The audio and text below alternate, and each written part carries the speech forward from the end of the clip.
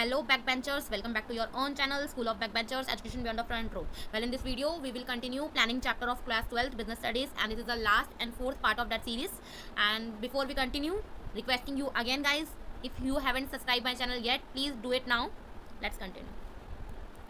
Okay guys, इस video के अंदर जो हमारा मेन टॉपिक रहने वाला है वो रहने वाला है टाइप्स ऑफ प्लान. प्लान के कितने कितने टाइप्स हो सकते हैं, क्या क्या टाइप्स हो सकते हैं, वो हम पढ़ने वाले हैं. तो पहला जो है हमारा स्टैंडिंग प्लान. स्टैंडिंग प्लान जैसे कि नाम से हमें पता चल रहा है कि फॉर्मुलेट तो एक बार होता है, ठीक है, लेकिन यूज जो है वो बार बार होता है, repeatedly use for routine task. जैसे कि ऑब्जेक्टिव, सबसे पहले जैसे कि हमने प्लानिंग प्रोसेस के अंदर पढ़ा था, सबसे पहला स्टेप क्या था, ऑब्जेक्टिव को सेट करना. तो स्टैंडिंग प्लान के अंदर सबसे पहला ऑब्जेक्टिव हो जाता है, ठीक है, कि आपको किसी पर्टिकुलर टाइम पीरियड के एंड होने पर क्या अचीव करना है. वो भी तो एक प्लानिंग ही है ना. तो ऑब्जेक्टिव्स को सेट करना, लेकिन आपके जो ये गोल्स हैं जो आप सेट कर रहे हो, ऑब्जेक्टिव्स हैं, वो आपके क्लियर होने चाहिए, मेजरेबल होने चाहिए, अचीवेबल होने चाहिए और न्यूमेरिकली एक्सप्रेस होने चाहिए, ठीक है, और टाइम बाउंड भी होने चाहिए. जैसे कि आपको 3 महीने के अंदर अंदर अपनी 10% सेल्स को इंक्रीज करना है. आपने ये ऑब्जेक्टिव सेट कर लिया, तो इसके लिए प्लानिंग करोगे ना, तो ये एक स्टैंडिंग प्लान आपके लिए हो जाता है.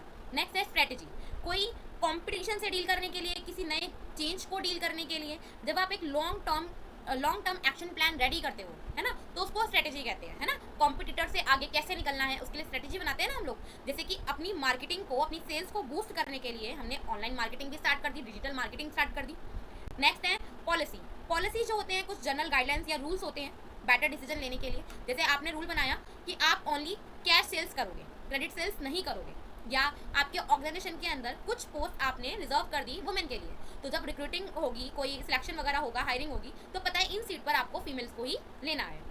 नेक्स्ट हो जाता है हमारा प्रोसीजर.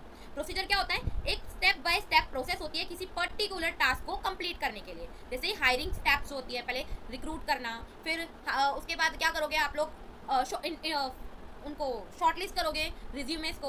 उसके बाद आप इंटरव्यू के लिए बुलाओगे, पहले लेवल का इंटरव्यू होगा, सेकंड लेवल का इंटरव्यू होगा, फिर बैकग्राउंड चेक करोगे. अगर फिर भी आप फिर वो सिलेक्ट हो जाता है, उसके बाद भी फिर आप उसके डॉक्यूमेंटेशन की पूरी प्रोसेस करोगे. उसके बाद उसका हायर करने की प्रोसेस होगी. उसके बाद आप उसको ओरिएंटेशन करोगे, ट्रेनिंग दोगे. उसके बाद उसको आप अपने मेन जॉब अलॉट करोगे, है ना. तो ये हायरिंग प्रोसेस जो है स्टेप बाय स्टेप, इसके जितने भी प्रोसेस होगी तो पूरा का प्रोसीजर ही है. या कहीं पे आप एडमिशन लेते हो तो उसका स्टेप बाय स्टेप प्रोसीजर, कि पहले फॉर्म भरेगा, फिर देन दूसरी चीज़ होगी, फिर तीसरी चीज़ होगी, तो प्रोसीजर. नेक्स्ट है रूल्स. रूल्स जो होते हैं वो कुछ स्ट्रिक्ट इंस्ट्रक्शंस होते हैं कि ऑफिस में या ऑर्गेनाइजेशन में क्या चीज़ें करनी है, क्या चीज़ें नहीं करनी है. जैसे सिंपल एक रूल है, नो स्मोकिंग. आप ऑर्गेनाइजेशन के अंदर, बिल्डिंग के अंदर, प्रीमाइसेस में आप स्मोक नहीं कर सकते हो. देन मेथड, किसी पर्टिकुलर टास्क को करने के लिए बेस्ट तरीका फाइंड करना, कि आप अपने स्टाफ को ऑनलाइन ही ट्रेन करते हो, फिजिकली ट्रेनिंग के टाइम पर नहीं बुलाते हो, ठीक है. Next single use plan. जैसे कि नाम से पता चल रहा है किसी पर्टिकुलर इवेंट के लिए, किसी पर्टिकुलर एक्टिविटी करने के लिए आपने एक बार प्लान बनाया है. जैसे प्रोग्राम, कोई पर्टिकुलर प्रोग्राम आपकी कंपनी में होने वाला है, जैसे क्लीनिनेस ड्राइव होने वाली है, तो उसके लिए एक डिटेल प्लान बनाना कि कैसे कैसे क्या क्या चीज़ें होने वाली है. तो ये एक टाइम होगा, हर बार तो करोगे नहीं, 6 महीने में बार बार रिपीट तो करोगे नहीं, एक टाइम पे होगा, है ना. फिर अगले 2-3 साल में जाकर होगा.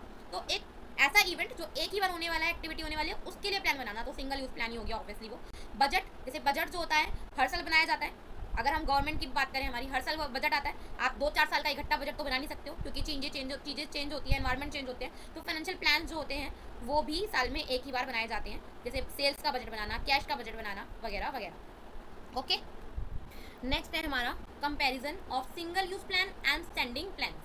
तो सिंगल यूज प्लान की अगर हम मीनिंग की बात करें, नाम हमने पढ़ लिया, एक ही बार बनते हैं, ठीक है, और एक पर्टिकुलर इवेंट या किसी स्पेसिफिक प्रोजेक्ट के लिए ये रेडी किए जाते हैं. जैसे कि स्टैंडिंग प्लान, जबकि स्टैंडिंग प्लान जो हैं वो एक बार फॉर्मुलेट होते हैं, लेकिन वो बार बार इस्तेमाल किए जाते हैं रूटीन टास्क को करने के लिए, ठीक है. ऑब्जेक्टिव इनका वन टाइम गोल होता है, इनका बार बार जो गोल्स होते हैं उनको अचीव करने के लिए इनको यूज़ किया जाता है. इनका स्कोप ऑब्वियसली वन टाइम है ना, तो नैरो ही होगा. स्पेसिफिक टारगेट को अचीव करने के लिए इस्तेमाल हो रहे हैं, ये बनाए जा रहे हैं. जबकि जो स्टैंडिंग प्लान्स होते हैं उनका जो स्कोप होता है वो वाइड होता है, क्योंकि वो बार बार डिपार्टमेंट्स, फंक्शंस, इन सब चीज़ों को कवर करने के लिए, इन सबको गाइड करने के लिए बनाए जाते हैं, ठीक है. स्टेबिलिटी, ये एक बार आपने इस्तेमाल किया, उस प्लान को आप बाद में डिस्कार्ड कर दोगे, बार बार यूज़ नहीं करोगे. और ये बार बार छोटे छोटे टाइम में, जब कुछ चेंजेस आ रहा है हल्का फुल्का, तो उसके हिसाब से उसको प्लान को अपडेट किया जाएगा, कुछ चेंज किए जाएंगे, और सेम प्लान को आगे कैरी ऑन किया जाता है लॉन्ग टाइम के लिए. इसका एग्जाम्पल हो जाता है एनुअल कैश बजट. इसका हो जाता है कोई पर्टिकुलर हायरिंग प्रोसेस या लीव पॉलिसी जो हमेशा ही सेम रहेगी, आप हर बार चेंज नहीं करोगे.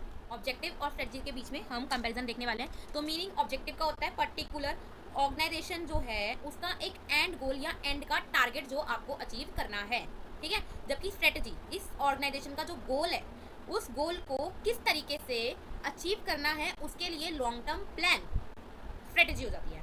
इसका मेन एलिमेंट क्या होता है, ये ऑब्जेक्टिव जो है आपका मेजरेबल होना चाहिए और टाइम बाउंड होना चाहिए। नहीं करते जा रहे हो, अचीव करते जा रहे हो, एक पर्टिकुलर टाइम पीरियड होना चाहिए। हाँ, इस टाइम पीरियड के अंदर ही आपको ये अचीव करना है, ठीक है।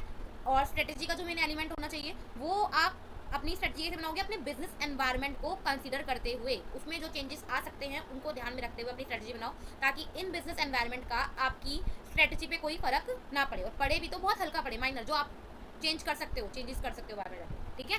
और इसका एक एग्जांपल ले लेते हैं ऑब्जेक्टिव का, कि आपको 20% सेल्स जो है वो इंक्रीज करनी है इन नेक्स्ट 6 मंथ। और स्ट्रेटजी की हम बात करें कि लॉन्च करते हैं हम एक डिजिटल एड कैंपेन, ठीक है, ऑफर करते हैं डिस्काउंट, या हम अपनी सेल्स को ऑनलाइन एक्सपेंड कर देते हैं, ताकि ये 6 महीने के अंदर हमारा ऑब्जेक्टिव जो है अचीव हो सके। तो स्ट्रेटजीज हो जाती हैं ऑब्जेक्टिव को अचीव करने के लिए एक लॉन्ग टर्म प्लान, ठीक है। तो नेक्स्ट टॉपिक इज पॉलिसीज और प्रोसीजर के अंदर क्या डिफरेंस है, कंपैरिजन इनका।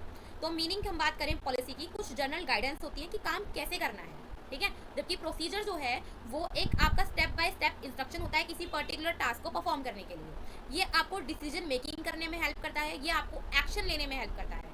अगर पॉलिसी का एग्जांपल लें तो कोई पॉलिसी है कि फैक्ट्री के अंदर जो एम्प्लॉयज़ है उनको सेफ्टी रूल्स को फॉलो करना है। अब ये सेफ्टी रूल्स जो हैं उसको फॉलो करने के लिए एक प्रोसीजर है कि एम्प्लॉय जो है पहले हेलमेट वियर करेगा, ग्लव्स पहनेगा, और उसके बाद मशीन को पहले चेक करेगा, फिर यूज़ करेगा, ठीक है। तो पॉलिसी रूल है और प्रोसीजर उस रूल को स्टेप बाय स्टेप फॉलो करने का तरीका। तो गाइस, ये हमारा लास्ट टॉपिक था, last video of this chapter planning.